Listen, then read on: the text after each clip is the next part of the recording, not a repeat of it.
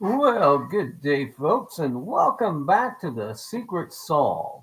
This is a program where we look at the book The Secret by Byron Preiss, and we try to figure out what these authors and artists were thinking back in 1982. And today's presentation is going to focus on the puzzle thought to be in Montreal, or Canada, or Quebec. Definitely a Cubist in some way, shape, or form here. So, anyway, let's just get into the fling of it. And usually I start this program by that I put links in the bottom of which you can follow along with the presentation. And so I'm just going to start out with my website, my blog, where I put together these solve images. And I'm looking at the Montreal image. And so, people have, pointed out the hat, the style of the hat that this guy's wearing, the detail on the robe itself, and um, I don't know. There's two black appearances on the neck of this particular image figure, and I've always thought this one looks like, honestly, the state of Oklahoma, and everybody says, "Oh no, this is got to be in Montreal," and then I don't know. I think possibly those two things could add up to the locations where the 1976 Olympics were held, and maybe that's what we're looking at is the Olympic Park. Uh, I don't know. It's hard to say. But then you've got the flower over here. You've got the descending staircase going both directions around the image figure. You've got, I think that looks like a foot, honestly, that forms the neck and the G and H area. Uh, I think that looks like a foot and an ankle of a very large person. And I don't know. It's otherwise a strange looking neck for sure. Haven't figured out exactly what the ruffle of the column is, but the nose in this particular image, I think, looks to be a rocket ship, if you will. That's a rocket ship if you're launching, and then the two little small eyes. And, to me, it looks like those eyes are looking through an observation telescope. And you've all seen them. You get to a high point, you put I don't know how much it costs now, but you used to put money in a machine, and then you could swing this thing around and you could look through that. And if you were peering through that machine with your nose kind of bumped up against it, uh, you'd kind of have that appearance. Um, I don't know if we've appropriately identified this guy. I really don't know if we have. Um, I this has got to be a caricature of somebody, but I just have not been able to figure out exactly um, who it is, and I'll continue to work on this. But anyway, I think the eyes and then the fingers. In my opinion, it looks like a couple of the fingers are not really complete, and like there's stumps, and I don't know if this is indicative of in Montreal the mayor cutting down the thing on the oh Mount Royal. They cut down all the trees because they were having problems with homosexual activity. I don't know if that's referencing that or if the hand is actually playing out the little children's story of Itsy Bitsy Spider, or if it's playing out the story of here's the church, open it up, and here's the people. But I think I like the Itsy Bitsy Spider climbed up the water tower. Anyway, I don't know. I think the shape of the hands and the motion that they're making could be that Itsy Bitsy Spider climb up the water tower. Then you've got this foot sticking outside of the picture window. And then you've got what they've identified or they think is a uh, some apartment buildings, if you will. And I think apartment buildings are important here, but I think you have the wrong apartment buildings. And then I think we have a raccoon. I think the rest of that picture is a raccoon face and a foot. Um, and then if you look at the little bottle with the X on it, I actually think, okay, the bottle, you might not see the bottle, but I see it, is at 6 and 7. And then it's the H and I. And if you take the bottom square and you add the little spritzer on top of it, you get one bottle. And then sitting on top of that bottle, you have an X, if you will, with another little spritzer on top of that bottle. So in the H, you have two bottles stacked upon each other, if you will. And I think that is actually referencing Yves Saint Laurent perfume and that kind of thing.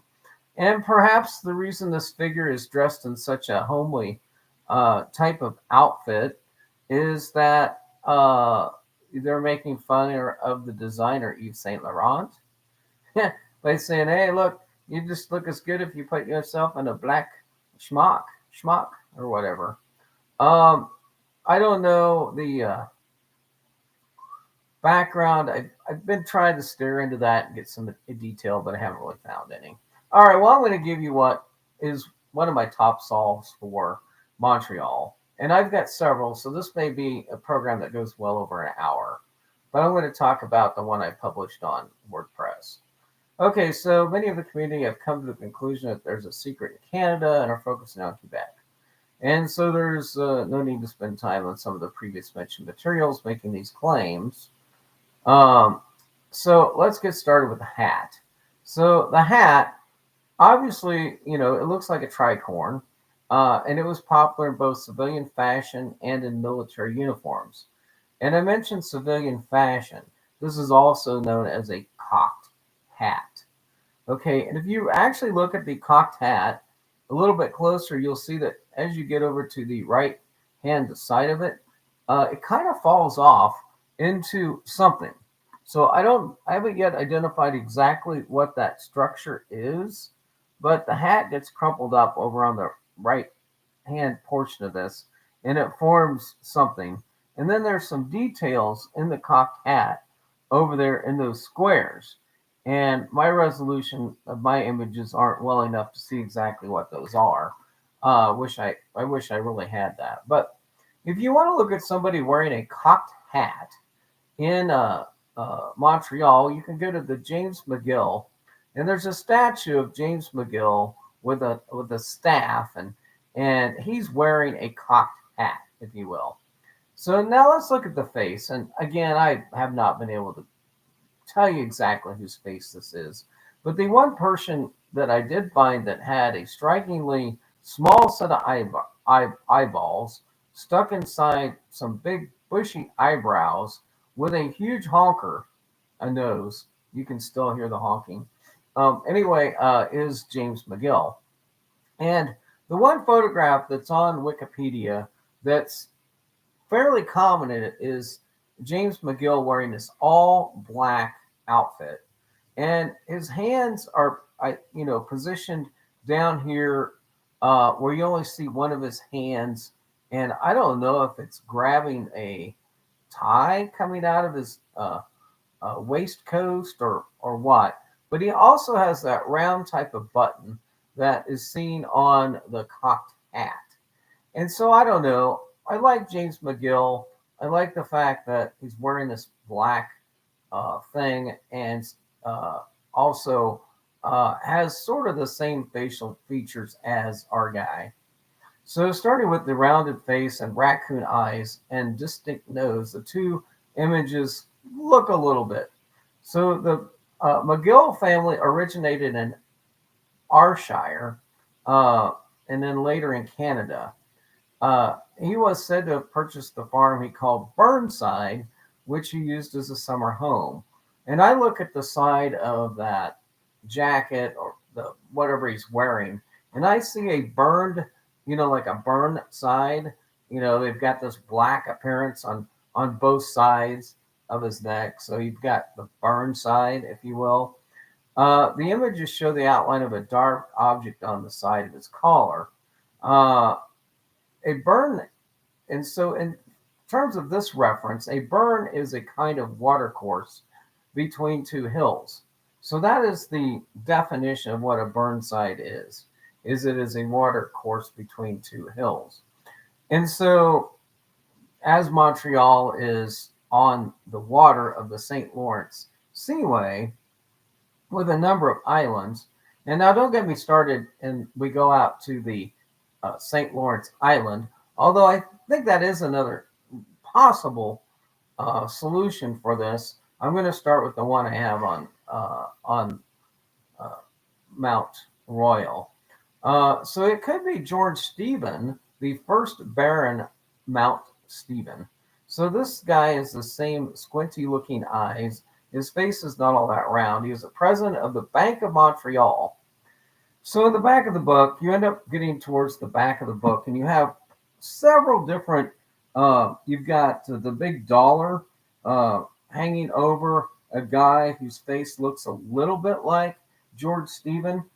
Uh, and so it's in front of a black window, kind of the same type of occurrence you have in the other one.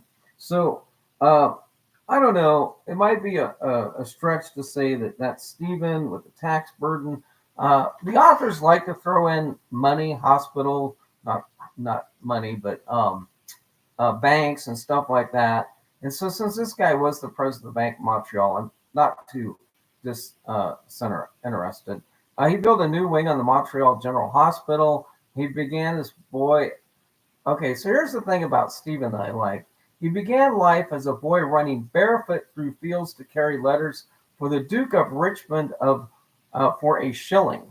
Later, he was apprenticed to a draper and a silk merchant at Aberdeen. Okay, so if you look at the image and you look at this pattern, it's the pattern of Argyle. It's Argyle socks. So if you look at my reference to why that looked like a foot, he ran through the fields to carry letters to the Duke of Richmond for $1 or for a shilling. And Argyle is the pattern here.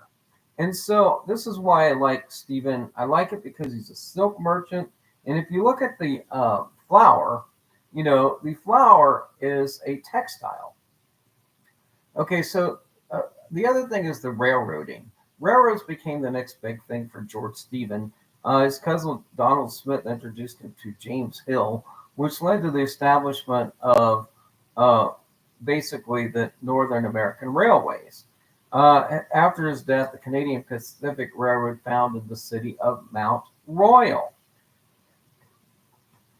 Now, I put a picture of Mount Royal on my presentation, and this X that you see in the image figure in the little box above the leg-eater raccoon type of figure looks like the street design in Mount Royal. Okay, so you've got Montreal, and you've got this railway that connects to Mount Royal, and this is again an old map.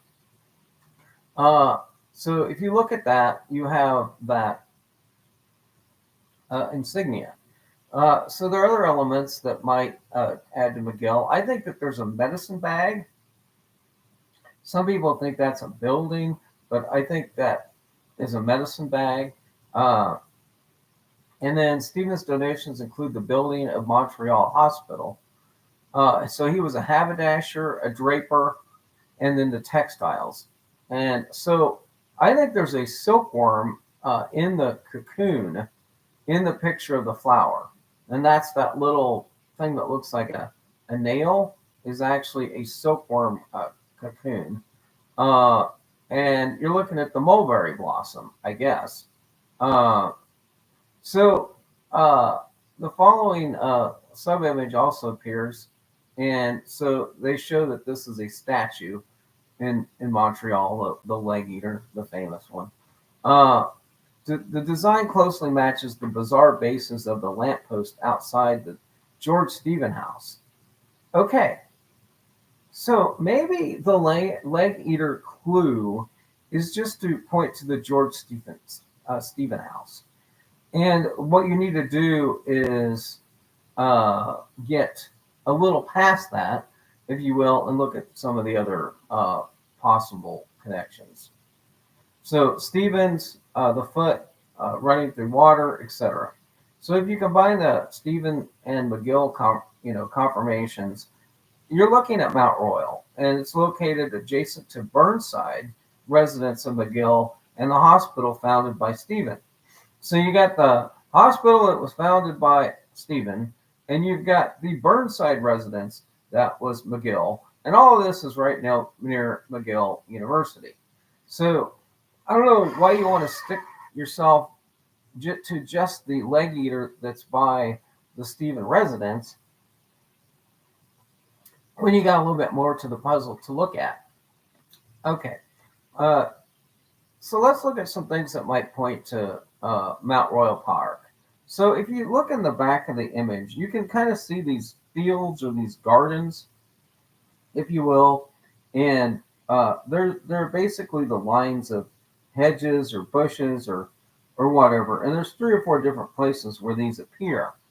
And if you look at the cemetery adjacent to Mount Royal, and then if you look at the area of the collar, there's these there's a part of the collar that are in the inverted cross. So in the collar, you actually have an appearance of an inverted cross um, forming the neck. And if you look at the cemetery rows, and if you look at the design in that area, you have some confirmation. Uh, the squinty faced eyes is the Preiss element. So I put a picture of one of those viewing machines, if you will, and how the viewing machine, has the little tiny circles you look through. So you go to the observation station. And so you've got, the observation station. Uh, so then you look at the fingers, and they possibly are lacking some fingers. And maybe this has to do with the fact that Drapeau, the mayor, cut down all the trees on Mount Royal because of the unholiness that was going on in the area. The raccoon is also a central occupant of Mount Royal. Most everyone who visits snaps at least one picture of a raccoon. They also are good for business back in the day. Good for business? Anyway, all right. Okay, so I'm going on to the verse. I'm going to use verse 8. So the first chapter, written in water, near men with wind rose. Okay, there's the St. Lawrence Seaway would definitely qualify for the first chapter, written in water. But also is the fact that in the back of the book, you have a sailing vessel on page 9. Into when you start talking about the passage to the New World, you've got this sailing vessel on page 9. And then on page 11, you have what I consider to be Eric the Red, or Leif Erikson. And Leif Erikson discovered Newfoundland. Um, and so I think you've got this founding of Newfoundland and all of this that happened kind of points to the area in the St. Lawrence Seaway being founded by this guy. Okay, so if you look at the image on page 11 in the back of the book of Eric the Red, did you notice the detail on his vest? So linking the back of the book and looking at the detail on the vest of this guy, who is showing the some of the same details of that image, I think that this part of the book relates to that. So anyway, I think that's where you get your first confirmation that maybe Eric the Red is important to at least one puzzle, and I put him in this one.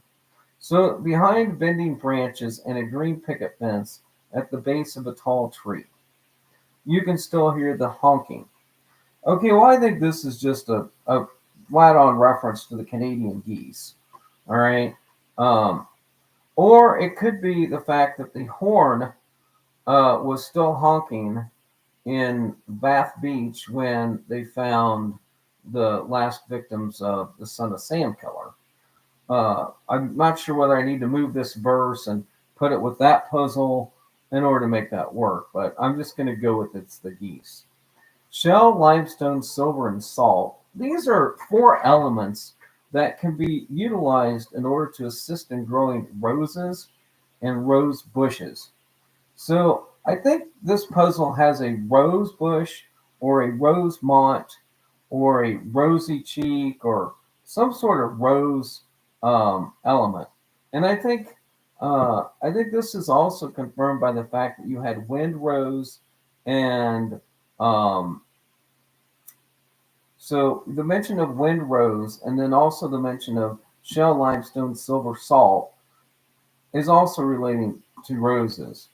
So stars move by day, sails pass by night. This is basically what happens uh, if you stars move by day, the planetarium, the observation from Mount Royal, sails pass by night, even in darkness like moonlight and teardrops. Over the tall grass, years pass, rain falls. Okay, I like using these verses that match to the images on a one-to-one basis. I, I have a little problem getting all of this to match up with Mount Royal, um, and so since I went back to my theory of trying to match the images and the verses together, I've come up with a couple of other locations that might match this better than Mount Royal. But all of this could be true.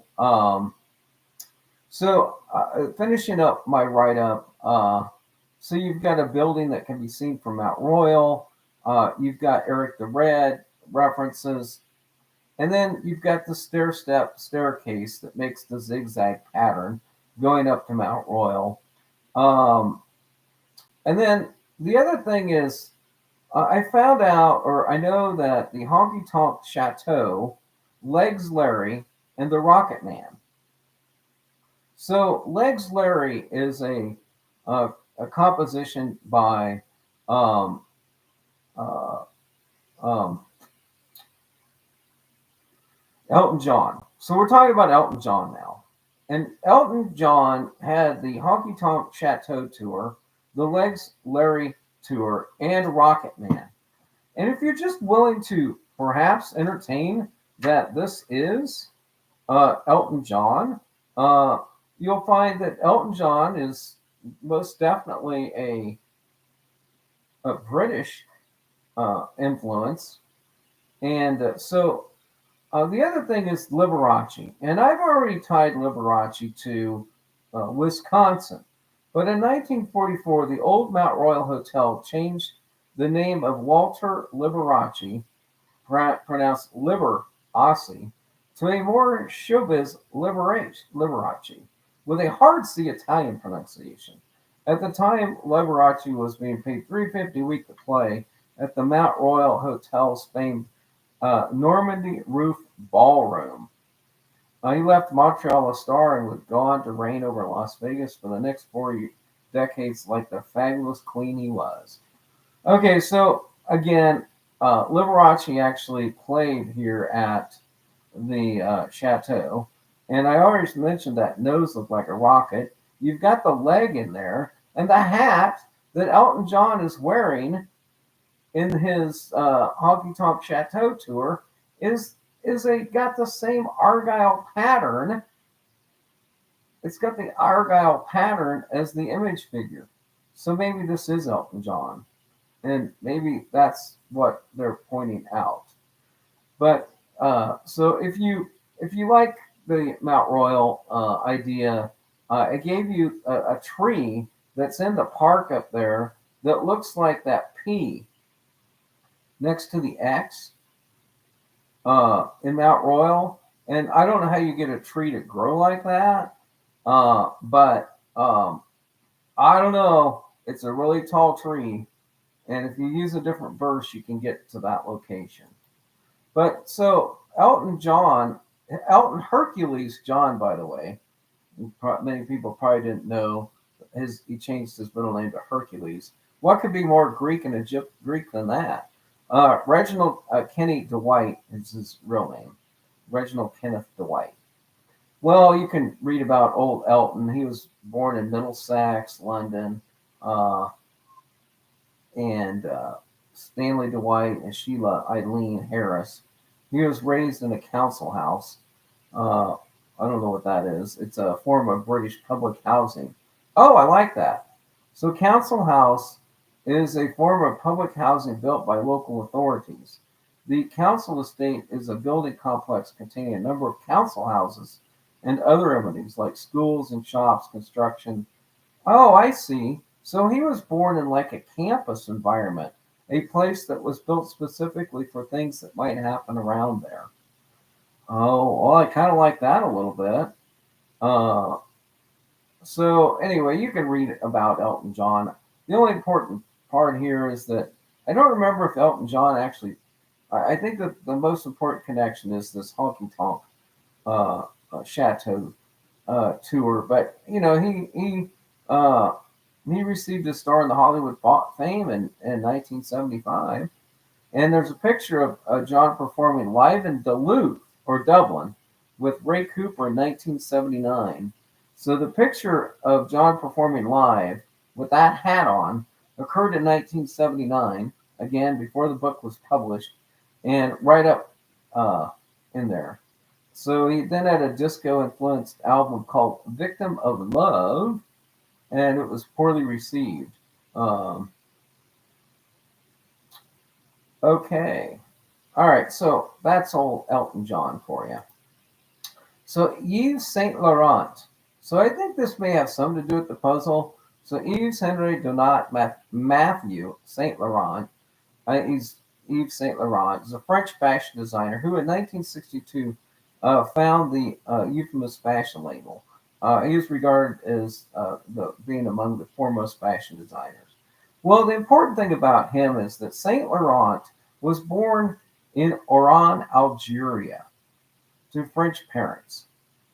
He grew up in a villa by the Mediterranean, and he liked to create intricate paper dolls. Uh, he was designing dresses for his mother and sisters by the time he was in his early teens. Okay, so he goes to work for the House of Dior. Dior has cosmetics. I think this could possibly assist in explaining the perfume bottles that are in the image um, and the fashion influences. Um, One of the dresses that he came up with was this black dress that women could wear that was a pantsuit. So maybe the black image attire is just the fact that he came up with the black. He might be the originator of the little black dress. Actually, it's called the Le Smoking Evening Trouser Suit. So created in 1966 by couturier Yves Saint Laurent.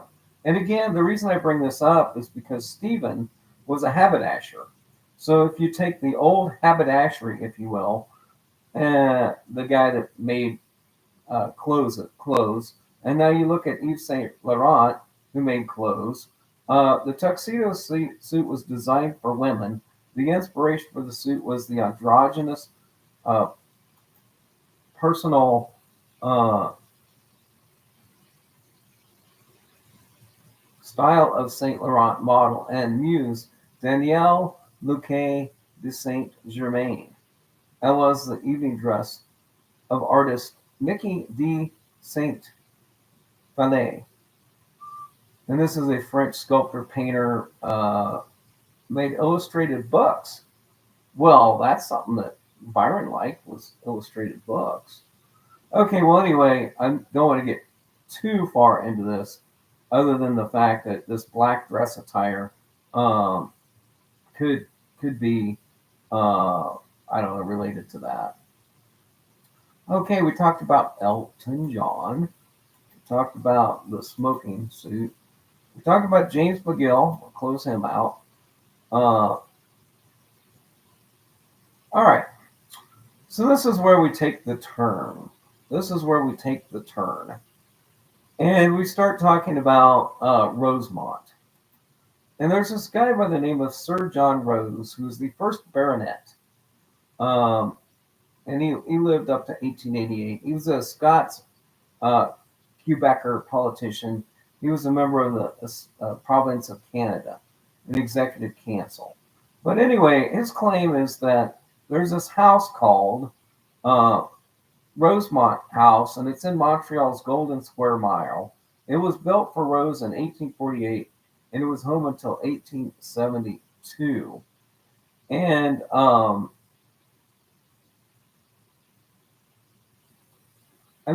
just pointed out that he was one of the important founders or um, leaders of early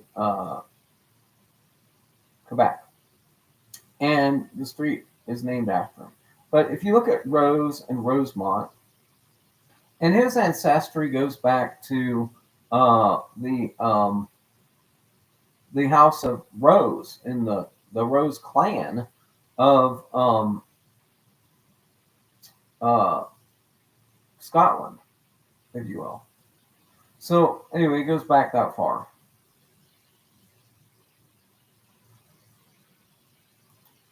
William Watson Ogilvy is a pioneer who ended up owning the house there.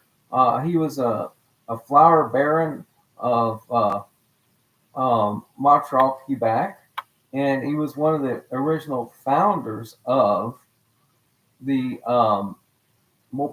he was president of the Montreal Board of Trade and a member of the council. He was involved in the founding of the railroad, and he was also the person that purchased the residence of Sir John Rose, the first baronet. His property values was 1,431,401 at the time of his death in the 1900s. And so there's the Ogilvy family of Montreal and connection to the Rosemont house. Um,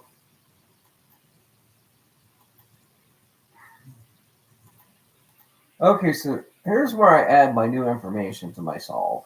So I got to looking through the back of the book, and I found some additional things that I thought were of interest. And so this, I don't know if the scrub bupibus has that much to do with it, but um, they talk about a well scrubbed roof in this one, and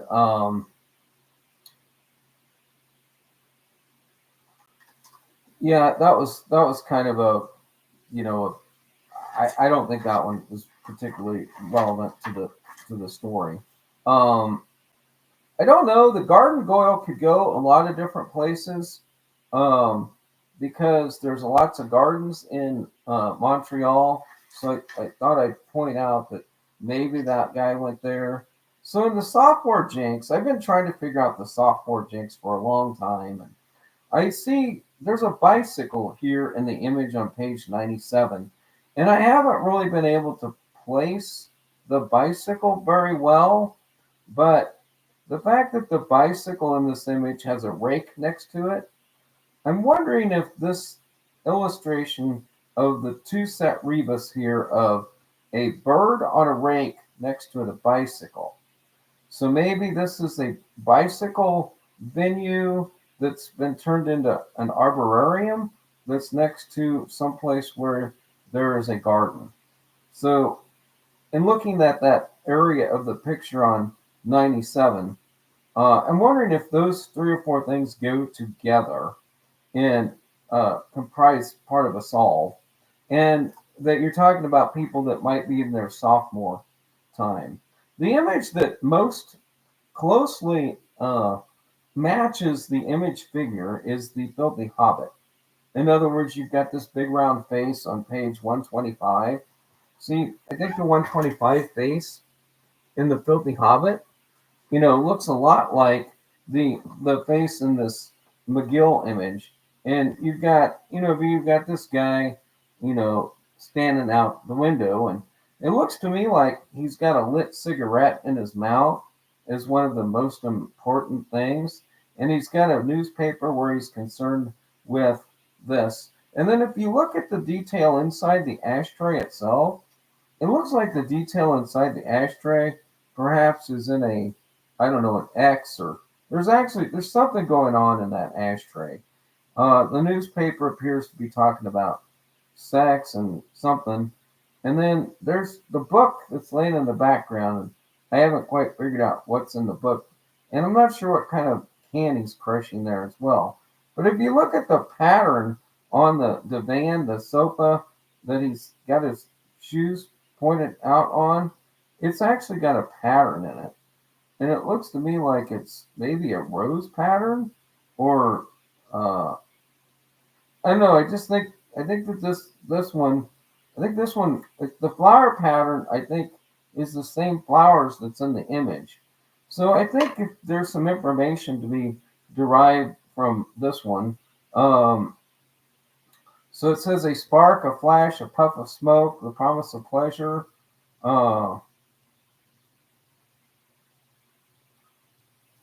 Lighting fires.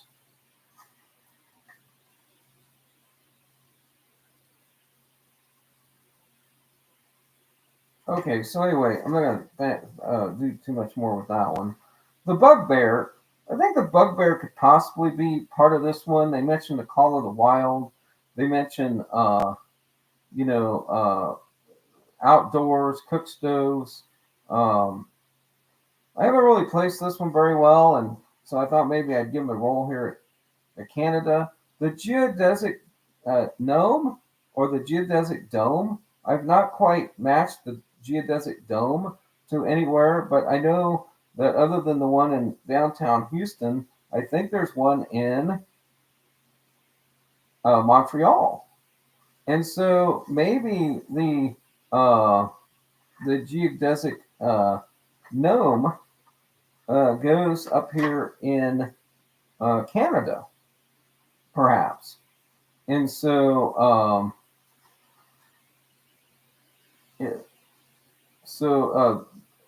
who but geodesic gnomes would build igloos in Arizona?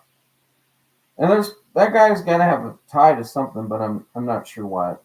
But let's go to the Toronto ogre. All right, so here's where we run into some difficulty when you're dealing with the secret.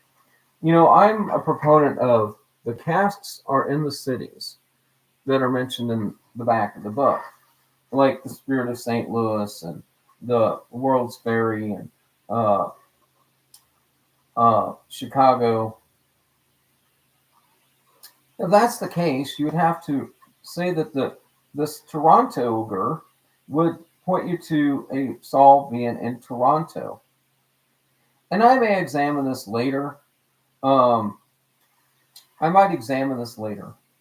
But the fact that one of the references here could be Emily Murphy, I'm more or less thinking that maybe the reference here was to something like that. And the other problem, though, is that this lady is dressed in all black. Anybody's really introduced us to who this person really is. And so I have a big question mark, and if somebody can help me with the Toronto girl has transferred old snowy Hogtown into a glittering capital of culture. And this might be just about the building of Montreal's grounds. That might have been Hogtown. And they built that into the Olympic venue in Montreal, or the World's Fair. So the Union Jack on page 167 is primarily British, and it's primarily, I believe, related to Canada. So I'm going to read some sections out of here. The Union Jack, and because I think the Union Jack is back of the book confirmation for some of the boots on the ground details that you might want to look for a solve in your destination in the Canadian province of Quebec. Okay, so this may take a while, but the Union Jack is Britannicus. So we're talking about a brownie passing as a bogey and more British than the British. The Union Jack is actually a lowland Scots origin, kind of like Rose. And not surprisingly, makes his North American headquarters in British Columbia, Canada. He may be found loitering near the cricket pitch. Okay, that's British. That's like, so maybe we're looking for a cricket place they play cricket. Warming beer or misdirecting darts in any plasterboard and plastic ye old pubby. Looking down his nose at the colonials. So you notice the big nose in the image.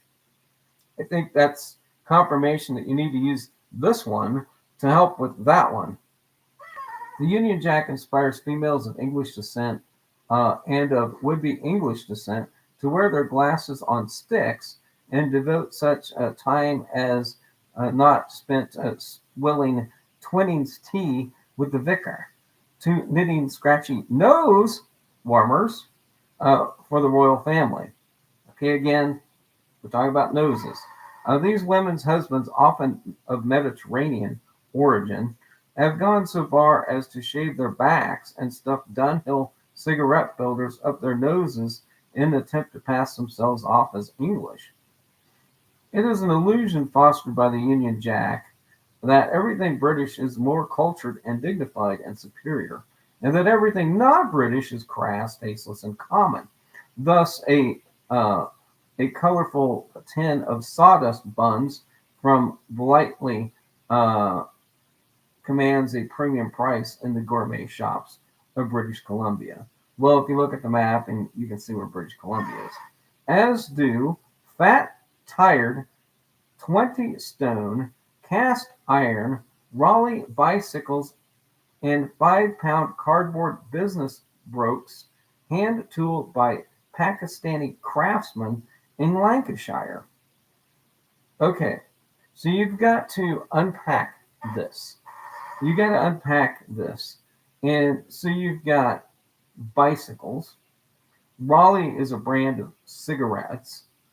We talked about the other picture, the Filthy Hobbit, being related to cigarettes. And the Filthy Hobbit's face was round. And so I'm thinking the fact that the guy in the Filthy Hobbit was smoking cigarettes, and the fact that this article is talking about Raleigh, although be it bicycles. Union Jack finds maximum scope of his activities on such actions as the Queen's birthday, the Queen's husband's birthday, and the birthday of Porky, Her Majesty's dog, at Kew. Okay, so I don't know if this leads you to a dog park, but it definitely leads you to believe that there is something that happened where the Queen and the Queen's husband were involved. And I'm going to get to what that event was here in a minute. So Jack joins in all the traditional celebrations suitably disguised in a blue felt blazer adorned with the crest of a regiment lawn bowling team. Okay, again, another sport. He hardly enjoys the jolly game of Cromwell's Men, a sport played by two teams, one of up to 1,000 drunken Anglo-Saxon gentlemen, and the other a small Catholic boy. Have you ever heard of this game? The object is to find the boy wherever he may be hiding, thrash him soundly, and confiscate his rose. And so I'm thinking, I've got a story, the Union Jack. I've got another mention of a rose in it. And the idea is that if you want to win the game, you find a rosary of some Catholic boy. Our Jack joins traditional hunt, potting flash frozen grouse hurled from behind a Douglas fir tree by Woodward's stock boy. And if you unpack that one, the grouse is obviously the honking. A goose is a grouse. So you've got some more Canadian But I'm trying to figure out the Woodman's Stock Boy.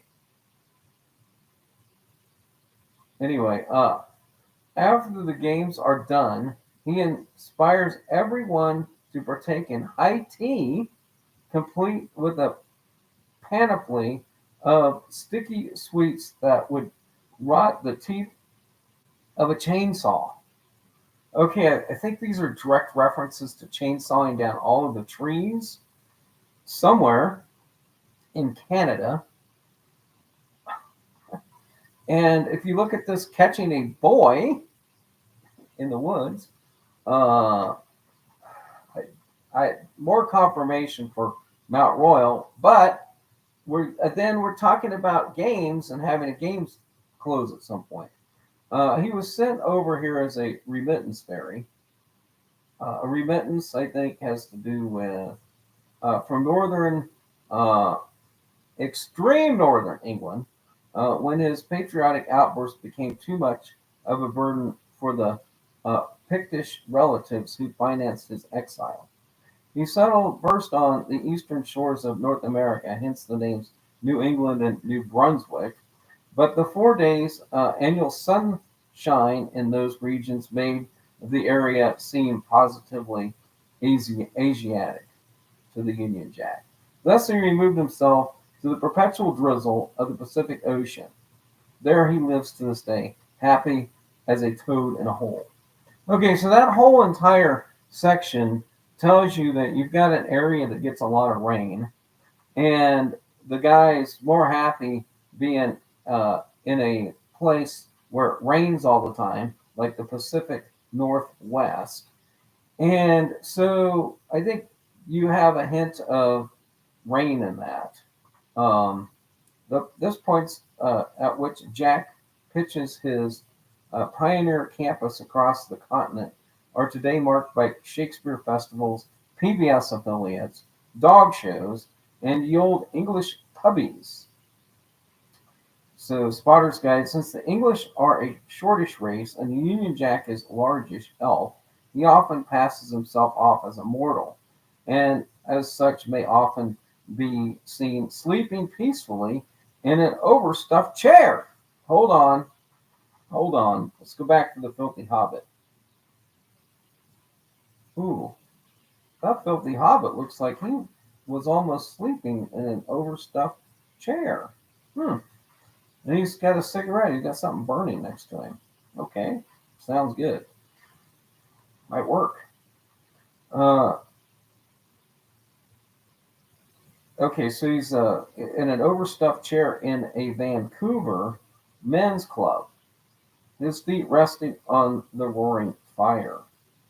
An activity which might cause a human Britisher some slight discomfort. This tenaciously British Union Jack of Vancouver is singing in the rain. Singing in the rain. Who sang Singing in the Rain? Is there a clue in that? Okay, let's get on to the image figure. Let's get on to the image figure. So, how could you relate anything in that figure to anything in that verse to the figure? Okay, well, you've got this guy that looks like a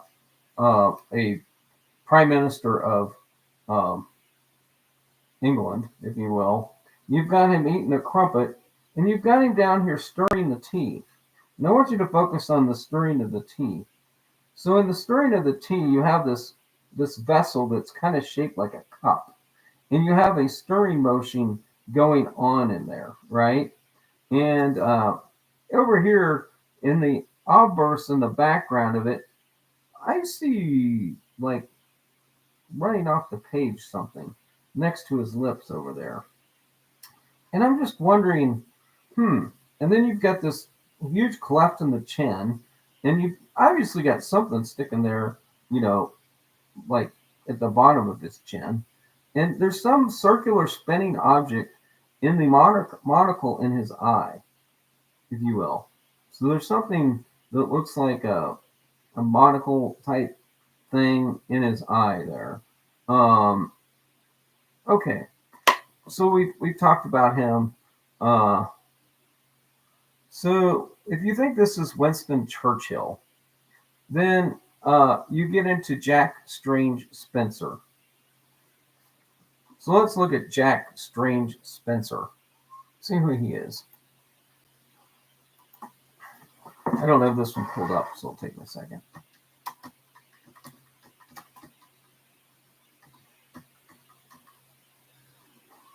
Major John Strange Spencer Churchill was the younger son of Lord Randolph Churchill. So let's look at Jack Churchill.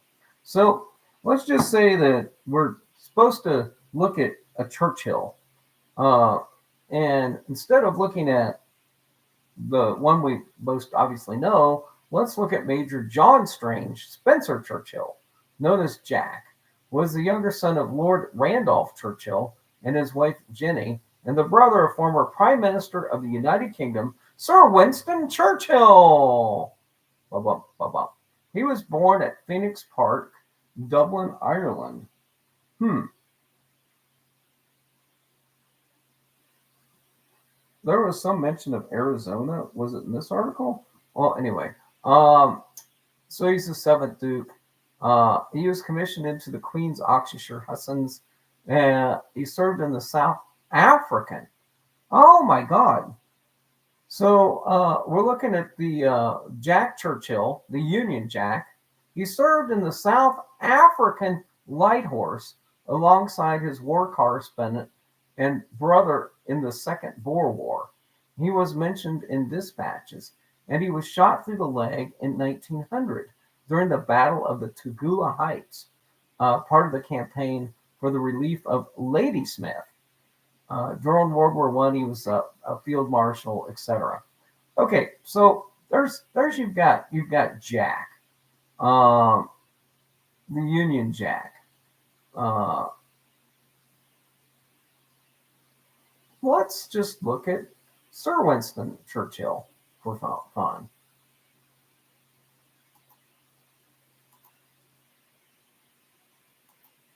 So Sir Winston Churchill, who I think this is the caricature of, I think this is the caricature of Sir Winston Leonard Spencer Churchill. That's who I think you're looking at in the picture. So he was involved in British India. He was involved in this. He was on the president of the Board of Trade, similar to that Stephen guy. He was out of government during his so-called wilderness years in the 30s. There's a whole article about the wilderness in here. Well, I'll let you read about his Cuba, India, and the Sudan. Well, the Sudan kind of sounds a little bit like Africa and places in Africa. Okay, well, this is going to get me to the meat of the matter. I believe that the summation of these puzzles in the back of the book leads you to the Montreal Olympics in 1976. You've got all these stories in the front about athletes. Andy Papulo was one of them, the sophomore jinxes. You've got the sophomore jinx with the bicycle in it. You have the Raleigh bicycle in it. So the 76 Olympic Games held in Montreal, Canada, are remembered in sports history as the Black Year of Montreal. Following incidents in Mexico in 1978 or 68 and the tragedy in Munich in 72, well, there was this shooting in 72, it overshadowed the games. They hoped these games would proceed without incident. However, this hope quickly dissipated with the boycott of 22 nations protesting because New Zealand was in the competition. Led by Tanzania, Guinea, and Iraq. Okay, we've already got a puzzle that took us to Guinea, New Guinea, and that part of the world. The African boycott denounced the presence of New Zealand team at the sporting events. Mali and Swaziland initially participated in the opening ceremony, presided over by Queen Elizabeth II and the British royal family. But what did that one story talk about? The Queen and the Queen's family. Uh, but they later withdrew from the games. Cameroon, Egypt, Morocco, and Tanzania participated in the early days of the events, but later withdrew their delegations. So again, 30 countries, 700 athletes eventually withdraw. In 1976, Angola was so then they talk about Angola, Mozambique, and Portugal, uh, who went ahead and kind of participated in these Olympics. Mario Muniz Pereira, Mr. Athletics, one of the greatest promoters of Portuguese athletics, managed to convince politicians to invest. And so they actually had fielded a team for the Olympics.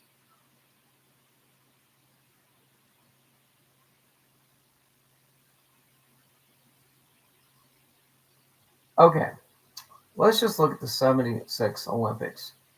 So, yeah, a lot of people are trying to point to the racetrack and some stuff, but I think that the most important part of these Olympics is the uh,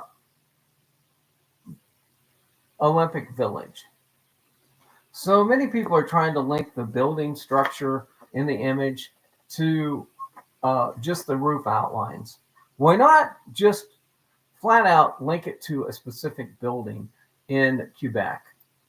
And let's just say that that stair-stepped appearance in the collar is because the Olympic Village, a twin tower structure in Montreal that was built as the athletes' residence for the 1976 Summer Olympics. Designed by a couple of architects, one of them was convicted of fraud.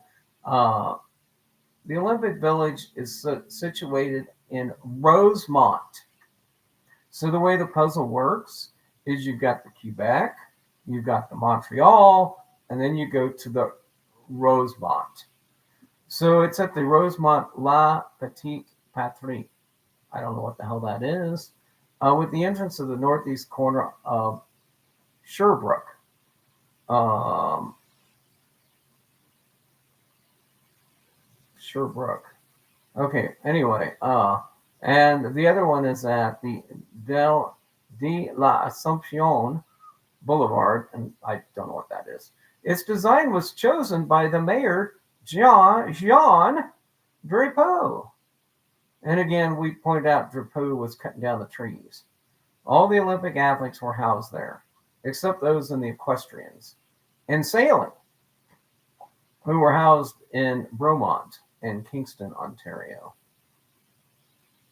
So anyway, just look at the building. Look at the stair step construction of that building, the aerial view of the Olympic Village. And so if we go back and rethink our thinking and replace this, the Olympic Village is right there by the park.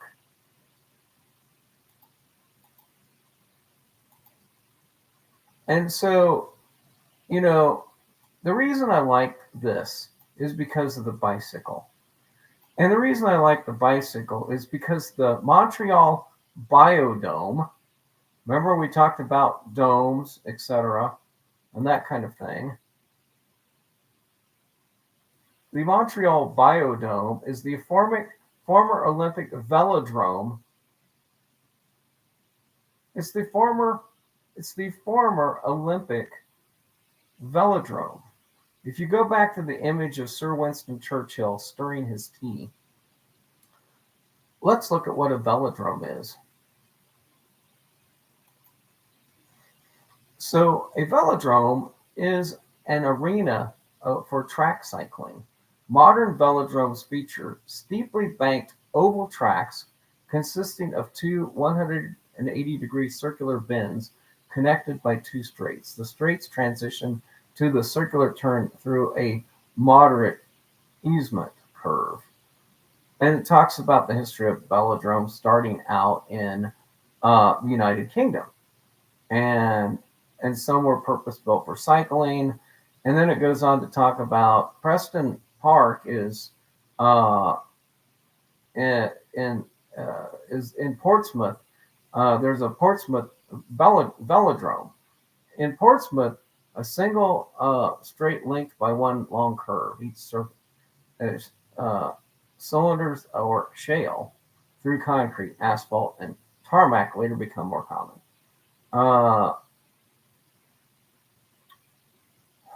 So anyway, there's the velodrome. And we have a velodrome. And so the leg eater, I mean, what sport do you know other than running would have inferences to uh, eating up your legs? Okay, so I've talked about that guy. Let's get back over to the park. So I like the fact that there's a planetarium here, because that could explain the eyesight deal. I like the velodrome in this particular area, and then I like the fact that you've got this, but the botanical gardens, just like you had these gardens in the other puzzle, and you've got the Montreal Tower. So if you want to go look at the Montreal Tower, I don't know when it was constructed. The tower is a glass funicular overlooking landmark sports venues designed for the 76 Olympics. I don't know if it says when it was built. But I'm thinking that if you take the fact that you've got this huge building right over here, and then you've got the Montreal Municipal Golf Course. In the back of the book, they have, again, a doctor that's going to go play golf.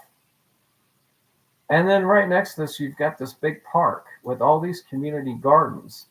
And I see all these gardens in here.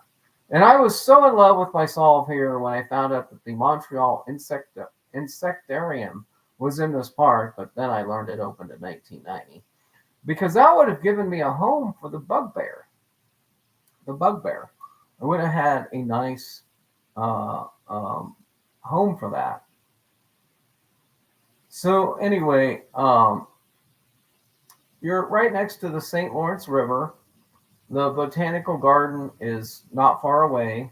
You've got the Olympic Village here. You're not all the way over to Mount Royal, where I really wanted to go with this solution. So I don't know. But if you like the idea of this being in a rose garden or something like that, there's Nuns Island. So if you look at this image figure and wearing all black with a white collar, that could be a nun. And if you like that nun, there's Maynard Ferguson Park.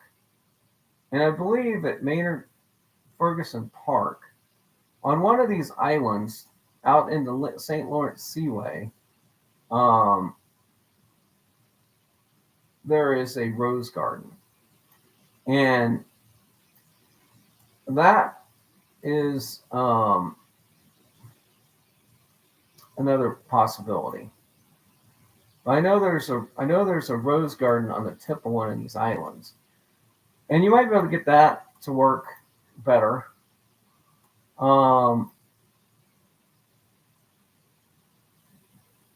The Parc Jean Drapeau, St. Helens Island, and I don't know if this is. There's a Levi's Tower on this one. Where's my rose garden? But if you like the wind rose, but I like the Rosemont.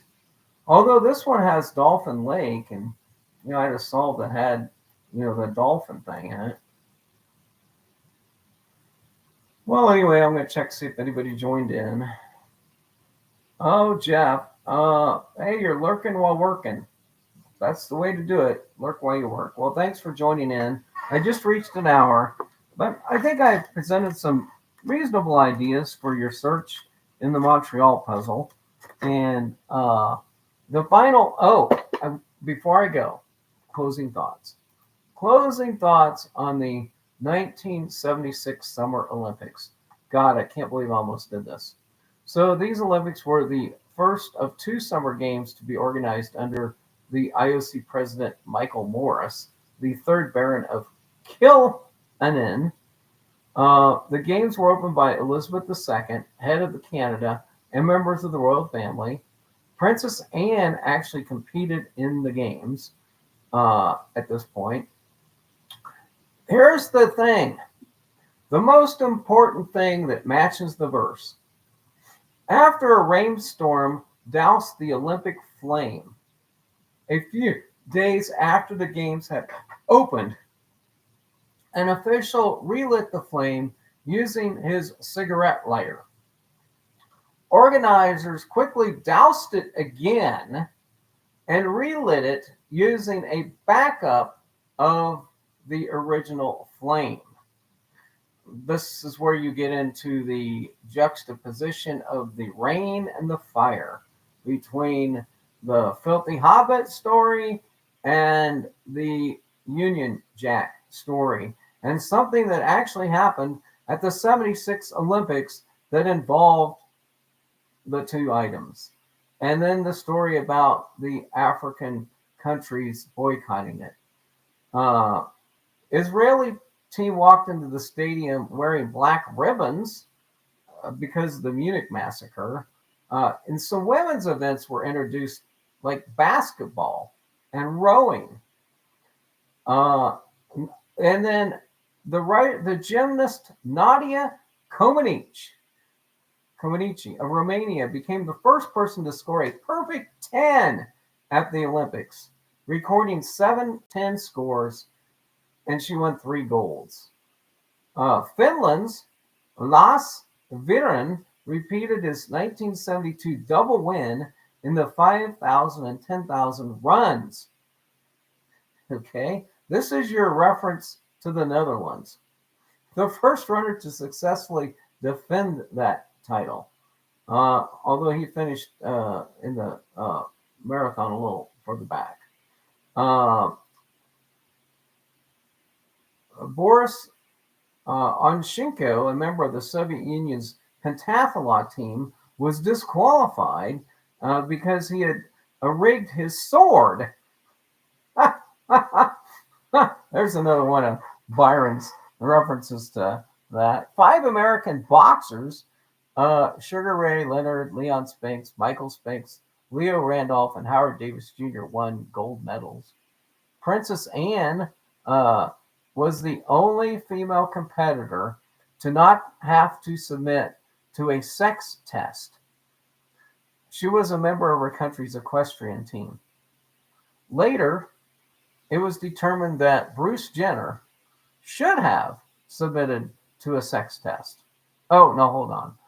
That was something totally different. So once again, Byron Preiss is able to predict the future. But in fact, Bruce Jenner did win the gold medal for the decathlon, and he set a world record of 9,820 points. No, it's not the 982. 8,634 points.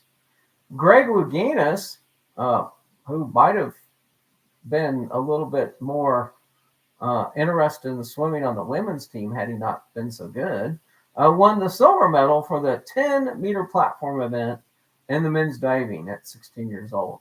Oh, well, perhaps maybe the diving, not the swimming.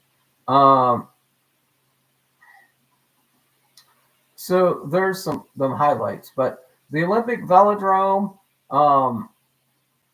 very recognizable building. I don't know if it's pictured in the image anywhere, but it's now called the Montreal Biodome. It is located in Olympic Park. Allows visitors to walk through replicas of 4 ecosystems found in the Americas. It was originally the Velodrome. It hosted track, cycling, and judo events. Oh, maybe there's some judo in that image. Maybe I better go back and look. It's one of 4 facilities that make part of the largest natural science museum complex. So the building was designed by French architect Roger Tailbert as part of a larger plan for the Olympic Park. The venue was a combined velodrome. So alongside it was the Olympic pool. So the pool was here.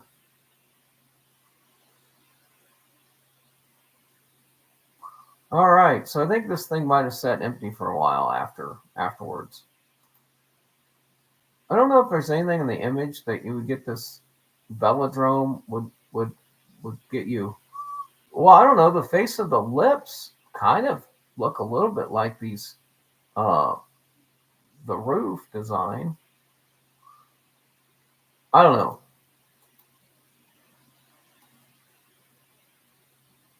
Well, that's it, folks. That's going to conclude my presentation for my solve ideas concerning the Montreal location for the puzzle number, 9? I hope to get another one of these done today, and I wish everybody a good day. Red button.